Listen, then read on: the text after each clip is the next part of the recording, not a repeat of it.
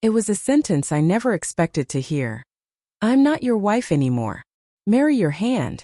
Sarah, my wife of 6 years, stood in the doorway, her eyes cold and distant, as if the years of love, shared dreams, and promises meant nothing.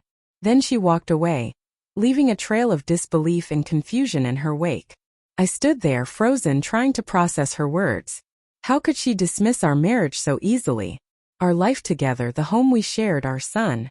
Had it all meant so little to her? The shock was overwhelming, but somewhere deep inside, a calm clarity emerged. Anger wouldn't help. Screaming, pleading, or chasing her down would only give her more power. Over the next few days, I tried to reach her. Calls, messages, even visits to friends she might be staying with. But Sarah remained distant, cold, and resolute. She had drawn a line, or so she thought, separating herself from our shared life. It was a wall she assumed I couldn't breach. Then, something unexpected happened. Our neighbor, Mr. Thompson, stepped in. A man who had watched our family grow over the years. A quiet observer who had seen Sarah's subtle changes. The cold glances, the avoidance, the little lies she tried to hide. He reached out to me one afternoon, his voice calm but urgent. "David, I think you need to know what's happening before it's too late," he said. I listened as he recounted details I hadn't known. Little incidents, conversations, and observations that painted a different picture of Sarah's recent actions. She wasn't walking away because she no longer loved me. She was acting out of fear, confusion, and an external influence I hadn't expected. That evening, I thought carefully about my next steps. Sarah had tried to make me feel powerless, to dismiss our marriage with words that were meant to wound. But with the neighbor's insight, I saw a path forward. Not one of confrontation, but of strategy. I would not act rashly. I would not beg. I would wait, watch, and let the pieces fall into place. The following days were a test of patience. Sarah continued her distance, her words sharp and dismissive when we crossed paths. But I didn't react with anger or desperation. Instead, I observed. I paid attention to every detail, the late-night texts she tried to hide, the way she avoided our son, the subtle signs that revealed more than she intended. Mr. Thompson became an unexpected ally, offering insight and perspective. He shared moments he had witnessed, how Sarah's interactions with certain people had changed, the way she hesitated before speaking, and small inconsistencies that didn't align with her story. With each piece of information, a clearer picture emerged. She wasn't done with our life out of malice.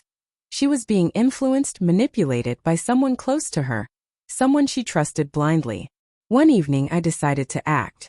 Calmly, without confrontation, I sent a simple message through the neighbor. Not demanding explanations, not expressing anger, just a few words. "We need to talk. The truth matters more than pride." I didn't expect a response immediately, but within minutes, Sarah called, her voice shaking. For the first time, the walls she had built began to crack. She tried to deflect, to argue, to convince me that she had no choice. But the evidence I had gathered, combined with the neighbor's observations, made it impossible for her to hide. I didn't yell or beg. I let the facts speak. The tension in her voice betrayed the fear she had tried to mask with coldness and arrogance. By the end of that conversation, I could feel the shift. Sarah realized that the attempts to manipulate me, to control the narrative, were failing. The neighbor's quiet intervention had turned the tide. I wasn't the only one paying attention, and now every move she made was visible, accountable, undeniable. That night, as I watched her drive past the house, I didn't feel anger. I felt clarity. For the first time since she had walked away, the possibility of restoring trust, understanding, and even love seemed within reach, but only if the truth remained clear and unbroken. The following morning, Sarah arrived at the doorstep, hesitant, unsure. She had spent nights replaying our last conversation, realizing that her attempts to control and manipulate were crumbling. I greeted her calmly, no anger, no reproach, just a steady presence that she couldn't manipulate. "We need to be honest," I said, my voice firm but measured. "This isn't about pride or blame. It's about truth." Her eyes filled with tears. For the first time, she seemed small, vulnerable, and human. The bravado she had worn like armor, the distance, the dismissive words, the sharp edges, all melted away under the weight of reality. The neighbor's observations, the small truths that couldn't be hidden, had exposed her. Sarah tried to explain, stumbling over words, revealing fragments of the manipulation she had succumbed to, the fear that had driven her to say those cruel things. "I didn't want to hurt you," she whispered, her voice breaking. I didn't know how to handle it. I listened. I didn't interrupt. I didn't argue. I let her speak, let her confront the consequences of her actions, while I remained the steady anchor she had tried to sever herself from. The moment she admitted the truth, the shift was complete. The distance she had imposed was gone, replaced by a fragile, cautious connection. Over the next days, trust had to be rebuilt piece by piece. There were hard conversations, tears, moments of doubt, but also glimpses of understanding. Sarah realized that words could wound, but they could also heal, if honesty guided them.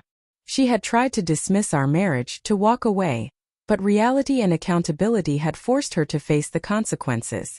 The neighbor's subtle intervention had been the catalyst, the unseen hand that tipped the scales. Without that perspective, I might have been trapped in confusion, anger, and uncertainty. But with truth illuminated, clarity returned.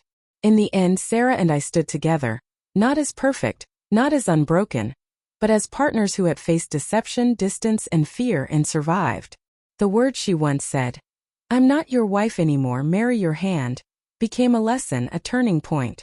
Sometimes it takes the unexpected, an outside perspective, and unwavering patience to uncover the truth, restore balance, and rebuild what was almost lost.